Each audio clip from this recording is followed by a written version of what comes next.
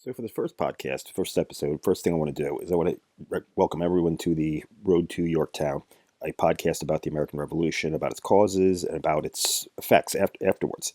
Our first episode today, I want to focus on how the war started and the development of an American identity and non-British identity. Some historians don't like using the term American identity, and I kind of agree with that, but it was definitely a non-British identity. And this was required in order for a revolution to begin, because at the time you had colonials that were happy British subjects. So when you look at the American Revolution, when did the American Revolution begin? Most people, if you ask them, they'll say, "Oh, April 19th, 1775, Battle of Lexington and Concord," and that's probably true if you want to talk about when did the War for Independence begin, or the Revolutionary War. But the Revolution itself started a lot sooner, and again, one of the reasons why for that is because of this development of this unique American identity, non-British identity. It was forming long before 1775. The American colonials considered themselves loyal British subjects, but they did not consider themselves British. They were something different. They also referred to themselves as Americans, but they were colonists. They just didn't see themselves as actual Britons, as actual British citizens.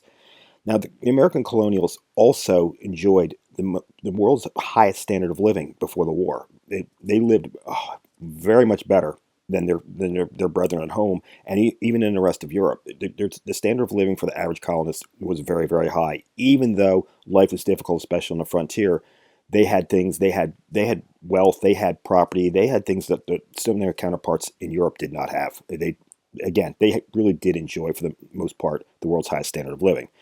Benjamin Franklin noted in 1750 that the American population was doubling every 25 years, and at the rate it was going, would surpass Britain by 1850. And this was important to note because you have eventually a colony that's going to actually be more populous than the mother country, in addition to the fact it's got more land mass and ultimately was becoming wealthier as the country was ultimately becoming more industrialized. Now, life in the cities and in the country was taking on also a distinctly different characteristic, especially when you consider the fact that it was a very, very diverse population, both by ethnicity and religion. You had not only had British subjects, but you also had Dutch, you had Germans, you had Swedes, and like I said, probably as far as religion, you had about 18 different denominations of religion in the 13 colonies. Again, that was very, very difficult, or that was very different from Britain. That pretty much it was the Anglican Church. Some of the Protestant faiths were accepted, but Roman Catholicism was absolutely, you had no rights in England as a Roman Catholic.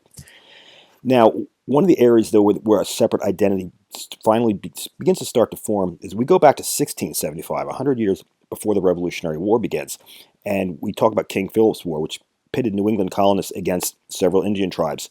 This war lasted 3 years, and about 3,000 colonials were killed. Now, it doesn't sound like a lot, but that's at the time that was 10% of the male population of military age, which is basically 16 to 60. The war finally was won by the colonists, but the war was won by the colonists without Crown assistance. They did it on their own, and they're not thinking at this point, "Hey, we don't need the Crown anymore." But they're also sitting and thinking, in an existential crisis, we can help ourselves. We can save ourselves if we need to. The war ends, and life settles more or less back to normal in the colonies. By the 18th century, the beginning of the 18th century, the colonies were flourishing, but very typical of 18th century societies, especially in Europe, economies were mercantile based, and America was no different. We were basically well, you shouldn't say a nation because we weren't a nation at the time, but we were people of shopkeepers, of merchants, of producers, even farmers. Everything was economy based. I mean, there were some farmers that were only producing goods just for their own consumption, but even many of the farmers were producing cash crops, cash goods that they were using to sell to other people, either in the colonies or overseas. Now, a lot of the colonial economies differed, and that variance was because of geographical and climate considerations. The New England colonies basically had long, harsh winters, so the growing seasons were short. So the main livelihoods in New England were shipping, fishing, whaling. It's not to say it's the only thing they did, but this is what the New England colonies became known for.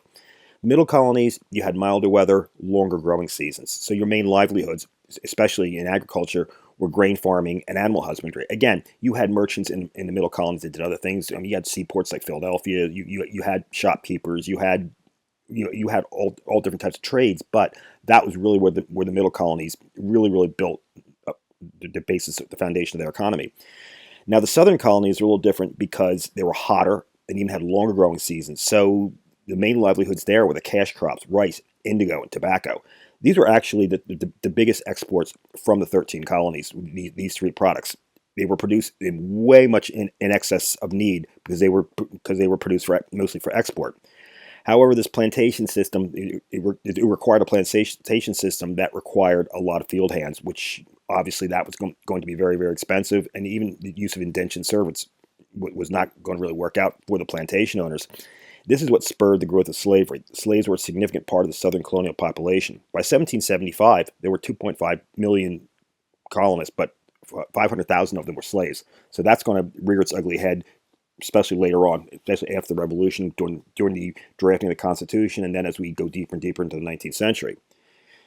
Now, the most important thing to understand also is that the colonies ultimately exist for the benefit of the mother country. And that's whether British colonies, French colonies, Spanish colonies, or anyone's colonies. That's the reason for them. And they're not. It's not. They're not looking for travel. They're not looking for tourism. They're looking to basically have colonies to exploit the people and the natural resources. The American colonies were no exception to this. The British they were a major imperial power in the 18th century, and used their colonies as sources for raw goods and market for finished products. Now, in order to enforce that system and make it work to its maximum benefit, Britain passed the Navigation Acts, I believe in 1662. It required critical exports from the colonies had to go through Britain first, and also imports into the colonies mostly had to go by either had to be British products or at least had to go through Britain first. Again, just controlling the shipping, that allows Britain to keep a somewhat tighter control over the colonies. However, even Britain and specifically some customs officials saw the value in sometimes kind of looking the other way, turning a blind eye to certain little things. And this was a policy they called salutary neglect. It lasted through the 18th century, but it would be a cause of problems later, especially after 1763, when Britain realized that tighter controls were needed. But for the time being, it kind of suited Britain to maybe turn a blind eye to things as long as it wasn't becoming too obvious, too egregious, and it wasn't causing them any significantly measurable loss of money. Now, the colonies were also developing other fundamental differences as well. Home government was based heavily on social and economic standing, and the average Briton had very little say or representation. In fact, only Protestant property holders, which was less than 3% of Britain, could actually vote. So Roman Catholics could not hold property at all. They couldn't own property at all. Plus, even most Protestants weren't rich enough or wealthy enough or affluent enough to afford property. So again, only 3% of the British population, or less than 3% of the British population, can vote. It was altogether different in America.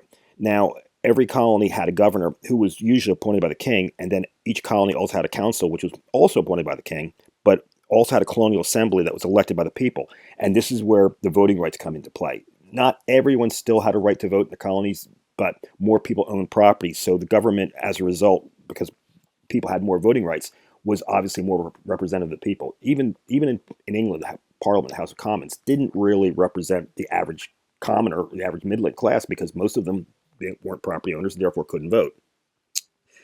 So as a result, the colonies have a lot more control over their affairs. Colonial assemblies could and did pass their own legislation. By mid-century, the American colonies had a pretty well-developed self-governing institution. So as we can see, the colonies by this point have become geographically, economically, culturally, socially, and politically very different from the home countries. This is going to become a problem as we progress deeper into the 18th century.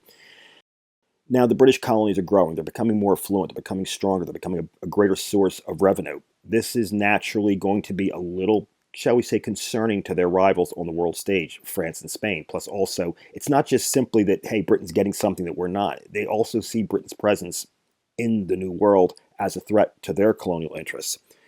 Obviously, when you start seeing rivalries and threats, what's the next eventual step to that? And that's war.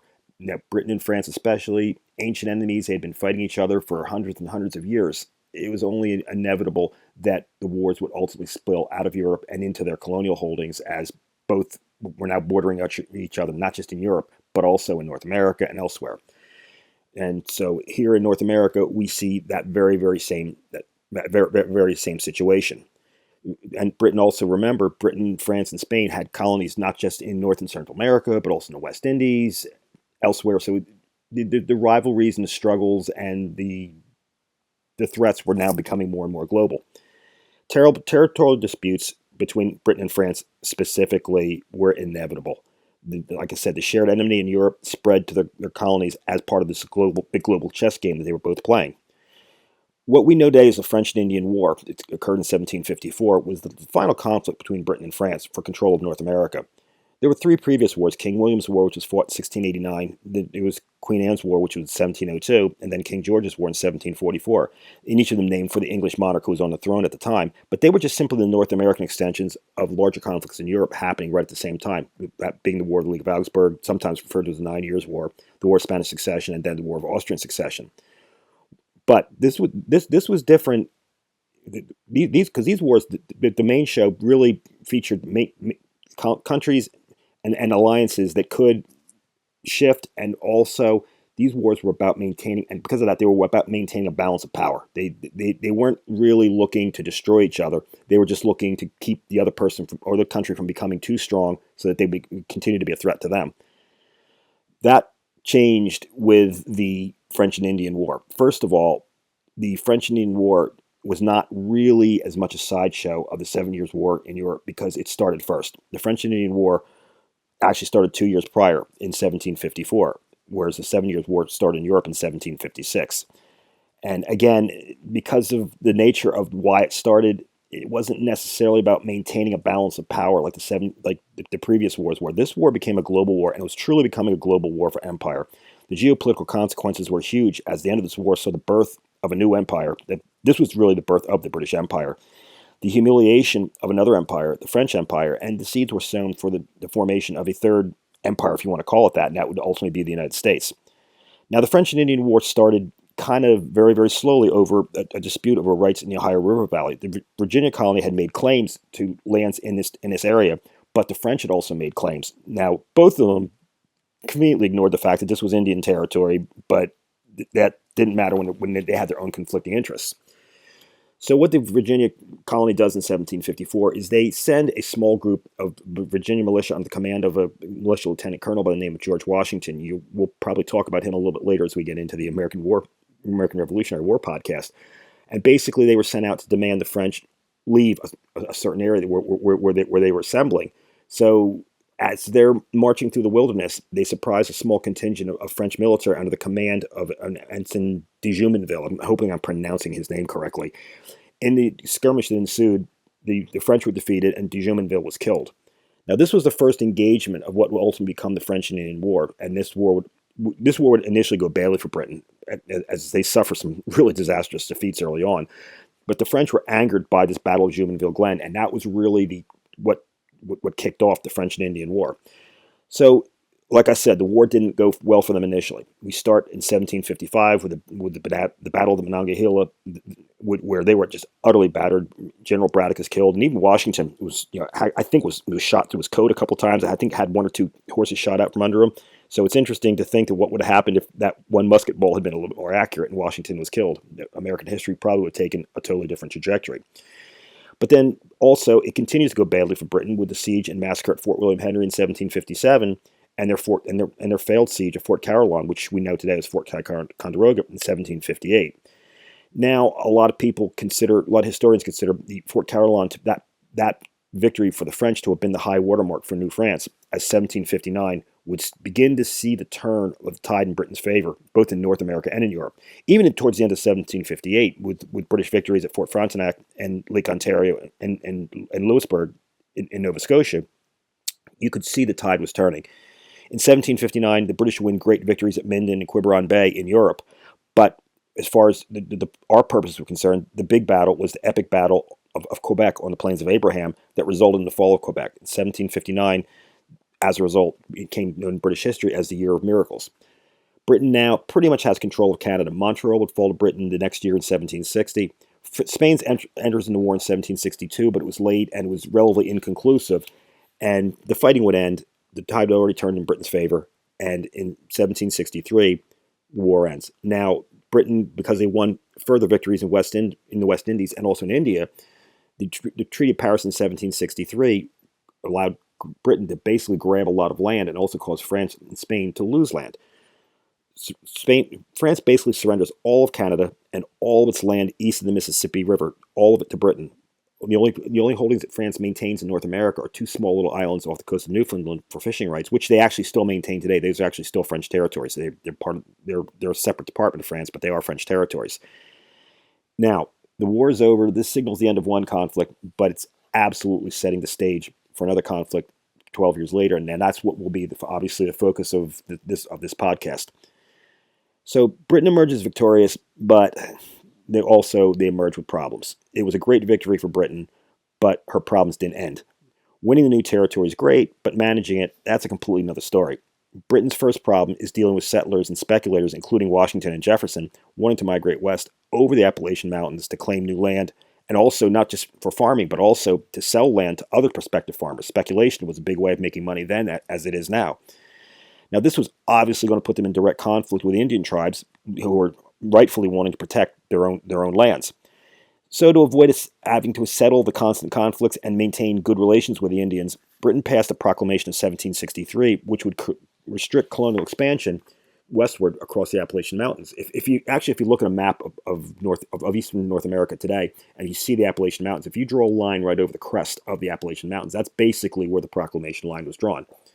Well, naturally, the colonists, they're not too happy about this, because one of the things that they'd hoped, or as a goal, as with the defeat of the French in the French-Indian War, was now all of this territory now becoming British colonial territory. It was going to be open to westward expansion. So this is a big frustration for the colonists right out of the gate.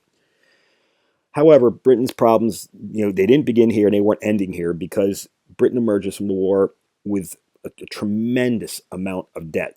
And this debt had to be paid. Britain's debt after the war had doubled to £133 million. Her annual debt service was £5 million, but her annual crown revenues were only £8 million. Additionally, Britain had to spend £360,000 annually to support the 10,000 troops they had garrisoned in America to keep a watch out for still potential threats from the Spanish, the French, and also the Indians. Now, Britain thought it was only fair to levy taxes on the colonies, as they were benefiting from the war. They should share in the costs. The average Briton paid 26 shillings a year in taxes. The increase on colonials would only raise their tax debt to only 2 shillings a year, a number that Britain back home thought to be fair. The first step in this direction was the Sugar Act. This was approved in April of 1764, which lowered the tax on foreign molasses to increase its collectability, and also by extension, it would increase its revenue. But it also included a list of many things that could only be imported from Britain or exported into Britain. Also, Britain also required stricter documentation, stricter control, and making inspection of those documents a requirement. Also, replacing absentee and corrupt customs officials. Remember talking about sometimes they were kind of turning a blind eye to smuggling or some other little paperwork issues that should have been reported but weren't. Britain's making it clear that this period of salutary neglect is coming to an end. Now, you could argue that maybe it needed to, but Britain, as we can see, really is not going about it the right way. They're being too authoritative about it. Colonial education is increasing now as the new taxes put an additional strain on a colonial economy, which, while good, was they had their own issues and strains too. So this was not going to sit well with the colonials, and especially with tax collectors, like I said, becoming more intent on collecting those taxes. They weren't turning a blind eye as much anymore. Now, Britain, you would think, okay, this is enough. Well, no, they weren't satisfied here. They took it one step further. And in 1765, Parliament passed the Stamp Act to help pay the cost of the increased military presence in the colonies, especially in the areas where they felt, like I said earlier, were prone to French, Spanish, or Indian attacks. Now, what the Stamp Act did, it required all legal papers, periodicals, letters, anything that could have any potentially public or legal use, had to use specially stamped paper that was purchased at an additional cost. And additionally, the paper had to be paid for in British, not colonial currency, which was a little bit more of a different strain, or heavier strain on the colonials. This was not also going to sit well with them. It wasn't long, the colonials now began to openly express their dissatisfaction. Lawyers openly are questioning the legality of taxation without representation. This is as early as 1765. Patrick Henry in the Virginia House of Burgesses on May 30th of 1765 wrote a series of resolves stating that only Virginia had the right to tax Virginians. In September 1765, Samuel Adams writes that the act was actually, as he said, calculated to ensure and to enslave and ruin us. The American reaction contributed to the departure of George Grenville as the prime minister. His ministry fell, and in New York convenes a Stamp Act Congress. This Congress produces a Declaration of Rights and Grievances that argues only colonial assemblies can pass taxes. I remember just a few moments ago I said that Virginia had done the same thing. So now the colonial assemblies themselves are actually coming out and saying it's officially that you don't have the right to taxes, at least not without our representation. Boston, not wanting to be left out of the game in 1765, forms the first Sons of Liberty organization, which was designed to organize colonial resistance and communication to keep everyone kind of on the same page. In the meantime, the protests are focusing on tax collectors, and they were becoming more violent. The new Prime Minister, Lord Rockingham, would repeal the Stamp Act, but the damage was done. Colonial opposition to British rule was becoming more and more organized.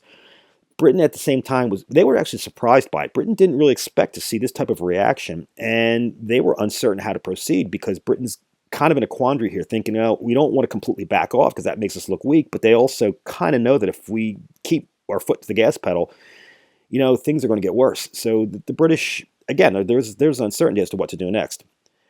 Well, as a result, probably of that, Rockingham's ministry quickly fell and was replaced by a coalition government headed by William Pitt the Elder. William Pitt the Elder was a hero of the French or of the 7 Years' War because it was him coming to power in 1758 that under his guidance actually was what led to England the turn of the tide in their favor and the turn of favors in the war in their favor. He wasn't really good friends with George III. That's why he didn't continue as prime minister after George III ascended the throne in 1760. But George III kind of had no choice. He was kind of being pressured. So basically, this coalition government is formed with William Pitt the Elder. He's referred to as the Elder because he actually had a son, William Pitt the Younger, who would actually become prime minister about 20 years later, and actually would become a very, very good prime minister, just like his father. One of the first things that William Pitt did was he made Charles Townshend his Chancellor of the Exchequer, which was responsible for taxing the colonies. Now, Townshend had proposed 4 new acts, obviously called the Townshend Acts, named after himself, to Parliament. The first of these was to shut down the New York Assembly for refusing to follow the governor's orders to house troops, which was required by the Quartering Act of 1765. The other acts taxed lead, glass, paints, paper, tea, and again, additional taxes. The colonials are becoming even more angry. It's like you repeal one tax, but then you replace it with a couple others. So obviously that's just not going to sit real well. In December of 1767, John Dickinson wrote the first of 12 letters called Letters from a Farmer in Pennsylvania, criticizing the Townshend Acts. These letters were widely read and helped unify colonial opposition.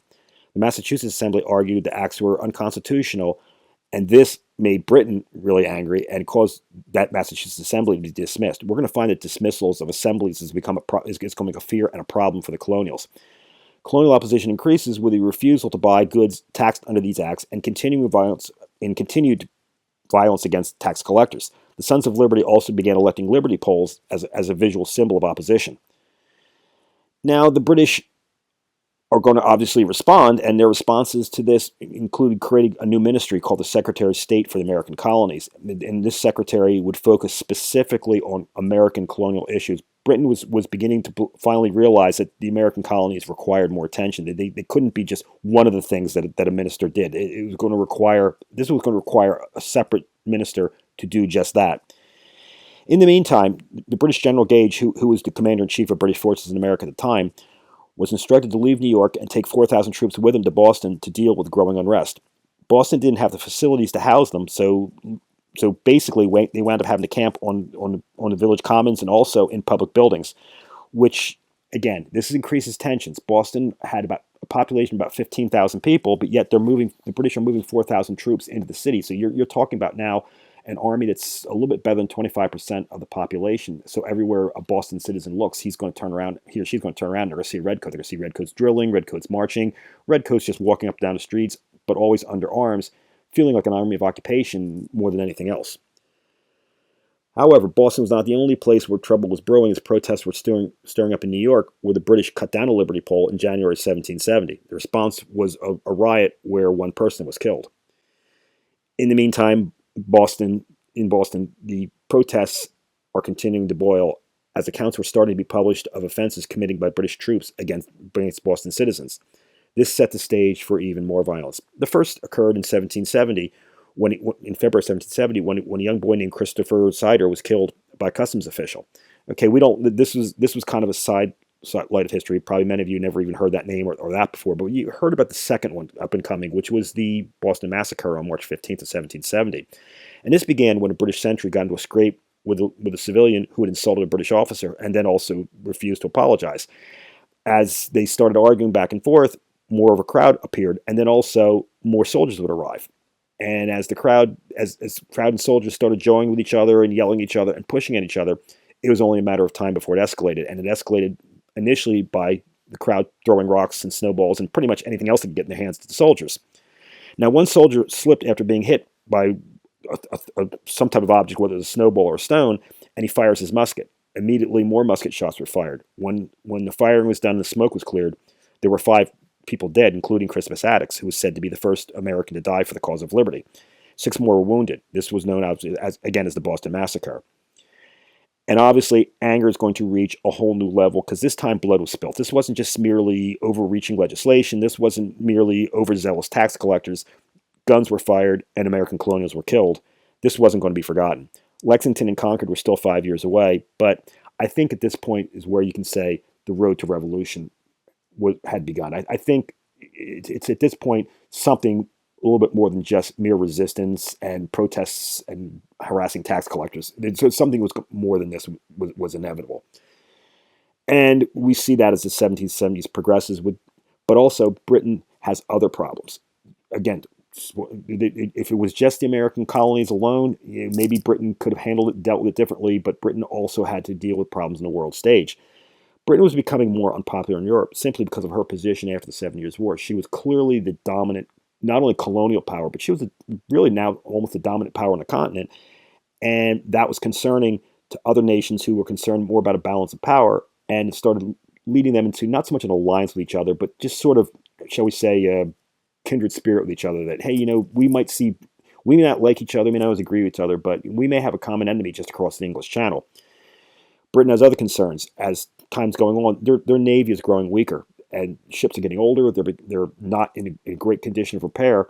Meanwhile, the French and Spanish are building up their navies. The French and Spanish, right as soon as the 7 Years' War ended, knew that there was going to be another war, and that was going to be their chance to get back in England. So England's aware of this. England's not in the dark about this, but at the same time, in the 1760s and into the early 1770s, there's not a whole lot they can do about it. But they're not getting a break in the colonies either. A series of letters written by the royal governor of Massachusetts showed very, very little sympathies for the colonials, and as actually was insulting to them, actually were released publicly.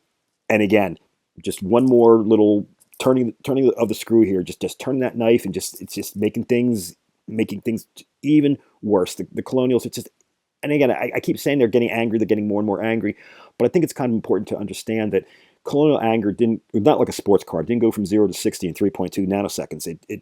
The anger increased slowly. These tensions increased slowly over time. And this is where I fault Britain very, very heavily. They had the time. It was to do something. It wasn't like the colonials just suddenly became revolutionary overnight. Britain should have seen it coming. They should have seen something like that coming. And instead of doing something about it, they just put their foot on the gas pedal and made it even worse. So Britain kind of made their own nest in a lot of ways. Now, although things weren't going all that well for Britain, they weren't always going all that badly either. Imports into the colonies actually hit an all-time high in 1772. The Townshend Acts had been repealed except for the Tea Act, but this wasn't really a sticking point at first. However, this thawing of overall relations didn't last very long, and customs officials were still playing kind of a duplicitous game of, playing both sides, and also, but Navy enforcers, smugglers, and merchants were also involved in all of this. There was, like I said, there was more stricter crown enforcement, but there were also people that were still finding ways to get around it. And again, some of them were still government officials. Britain realized they got to put their foot down even more. So now they dispatched Royal Navy ships basically to patrol the coast to watch for smugglers. And one of the first of them was the HMS Gaspé, which was sailing along the Rhode Island coast in 1772 to deal with these smugglers. While sailing off the coast, it spies a rebel sloop, or just an American, so I'm not going to call it a rebel sloop at the time, but it spies a rebel sloop called the Hannah. The Gaspé gives chase, But the Han is aware it's being chased and lures the Gaspé aground on a sandbar. This is what, again, you will find. This is just the first example of a great advantage that the Americans would have during the American Revolution, was knowing the land, but also knowing the rivers and the coasts around the land or in the land, where they knew where all the sandbars were, they knew where all the navigational hazards were, and so the Gaspé wasn't run aground accidentally. Hanna knew exactly what it was doing.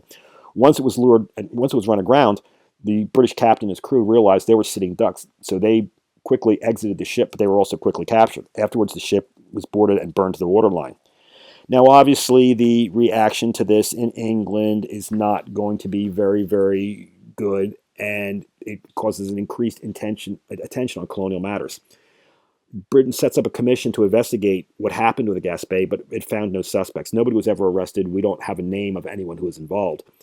However, a rumor did get spread that if Britain did arrest any suspects, they would be immediately extradited to England and tried there, which, again, here's another little point here where the colonials are getting angry. Now we're not just talking about legislation, taxation, violence, but now they're also talking about the removal of a great civil right, which is to be tried in the territory or in the colony where you committed the crime.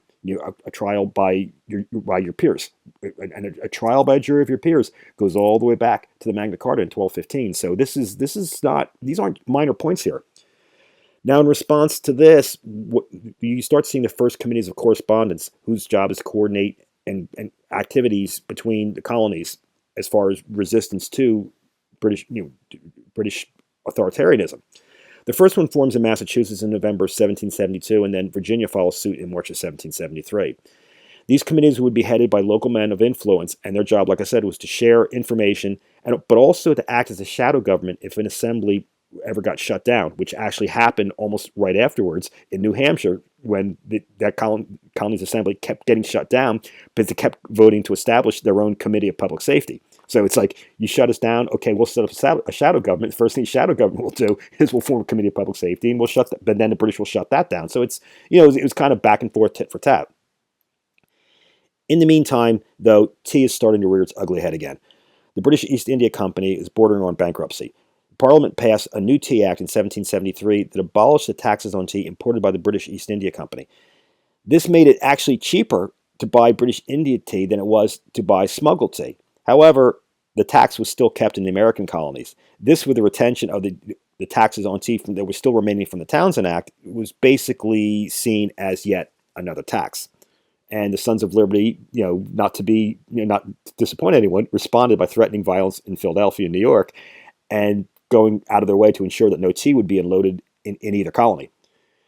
Well, Boston, not to be outdone, the situation was growing worse even there. The Sons of Liberty started trying to convince consignees not to accept any shipments of tea. At first, they used letters to the press, but soon they turned into intimidation. However, the consignees were not likely to be frightened easily, because many of them were relatives of Governor Hutchinson, who was the royal governor of Massachusetts. Finally comes to a head on December 16th of 1773. The HMS Dartmouth arrives in Boston Harbor with a full load of tea. About 5,000 colonists met at the Old South Meeting House in Boston and decided, we're not paying the duties. We're absolutely not paying the duties. Now, this was a problem because the ship could not return to England without the cargo being unloaded, but the governor would not let it be unloaded until the duty was paid. So we're kind of in a what do we do here kind of situation. The tea was obviously not going to be unloaded. It was just going to sit. The ship was going to sit there in the harbor. Samuel Adams basically starts stoking the colonists up by saying, hey, now's the time. What are you going to do about this? Are we just talking, or are we going to take action? Well, they decided to take action, and that night, colonists dressed as Native Americans boards the Dartmouth and dumps 90,000 pounds of tea into Boston Harbor, which would become known as the Boston Tea Party. Now, they were very, very explicit when they did this. They only dumped tea into the harbor. Anything else was on these ships was left untouched. They didn't want it to look like a massive act of colonial resistance. What they wanted it to look like was, no, this is an act of resistance against the tea. So this was very important to send this very, very, very specific message. Colonial resistance, sometimes we look at it and sometimes we see it in pictures, we see these, it almost looks like mob resistance. In many cases it was, but especially with the committees of correspondence, the resistance was also well planned and was also well focused. And that's why, like I said, made sure to only dump tea in the harbor. Nothing else was put in the water. British reaction to this, when the news finally got back to Britain, was predictably severe. And between March and June of 1774, Parliament passes a series of acts that they called the coercive acts, but here in America, we know them as the intolerable acts. And these coercive acts, there were four of them.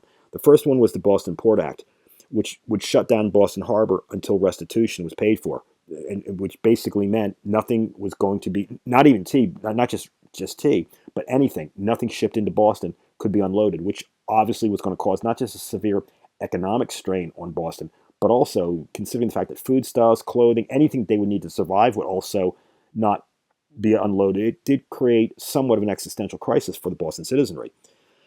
The second act was the Massachusetts Regulatory Act, which gave the governor the power to approve the appointments to council, plus also all judges and local officials. It also ended the election of jurists and made appointment of these jurists by sheriffs only. It also overturns the Massachusetts Government Act of 1691. The assembly itself would remain, but now the meetings could only be called by the governor. Basically, Massachusetts was no longer a self-governing colony. It was basically now really under the control of the crown. The third act was the Impartial Administration of Justice Act, which granted officials the right to extradite accused persons to trial in Britain if they thought colonial juries were going to be too, quote-unquote, sympathetic. Again, just like we said earlier with the Gaspé affair, the thought of committing a crime in Massachusetts, but being extradited to England to be tried there and likely convicted there, and also likely then to serve time in an English jail, was seen as a serious violation of colonial rights. And then the fourth and final act of the coercive acts was an updated quartering act that gave General Gage the right to have British troops quartered in private dwellings, not just in public buildings anymore. Now, along with these four, there was a fifth act that it wasn't part of the coercive acts, but we considered it one of the intolerable acts. This act was the Quebec Act, and it was very, very specifically, particularly offensive to the colonials. The first thing it did was it established toleration for the Roman Catholics in Quebec, and also preservance of French culture in Quebec. Britain did this because they needed to ensure, if not the loyalty of French Canadians, at least that they wouldn't be too rebellious. But it also changed the boundaries of Quebec and moved them further south, now basically moving Ohio Valley to within the territory of Quebec. And what this basically did was now all this territory between the Mississippi and Ohio rivers are now even more off limits to Western migration. So, and this isn't just hurting New York and Massachusetts. This is also hurting Pennsylvania and Virginia colonials who also had designs on territories in the Ohio Valley. So Britain's doing things that now not only just causing problems in Massachusetts, but it's also causing problems in the other colonies. And as a result, the other colonies are starting to develop a kindred spirit with the Massachusetts colonials, especially considering how much the people in Boston are suffering as a result of the Boston Port Act. So what's happening is these acts were egregious enough to, though, even to be challenged in Britain. But William Pitt the Elder and other officials and statesmen are starting to have questions about just how far Britain is going.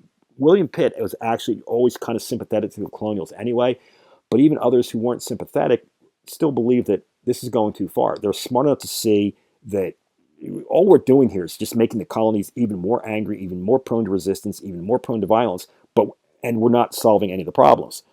Anger's at an all-time high in America. The colonies are openly denouncing these acts.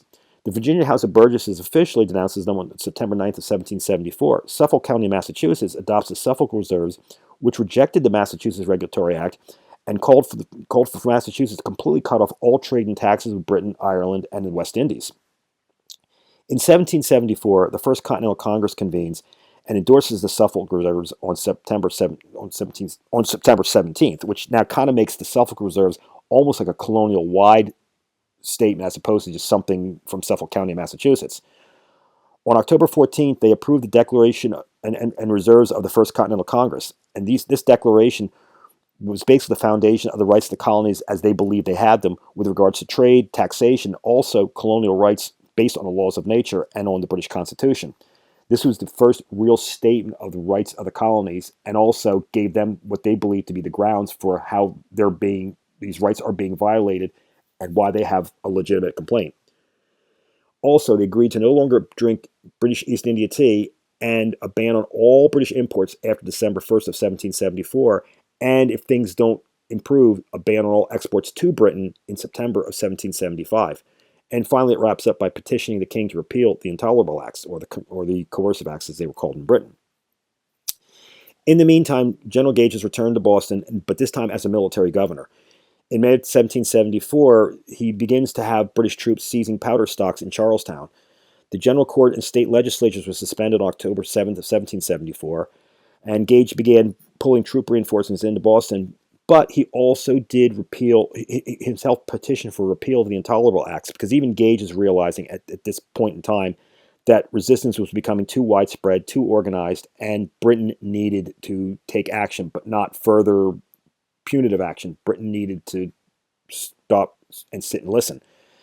As 1774 is drawing to a close, a fuse is lit, and that fuse is getting ready to explode. At this point in time, by now, if revolution wasn't inevitable in 1770, or if war wasn't inevitable in 1770 at the Boston Massacre, violence is inevitable now, and it's only a matter of time, as we will see when we get into the next episode. So I hope you enjoyed this first episode, and we'll see you all next week. And in the meantime, you have a great week, and we'll see you soon.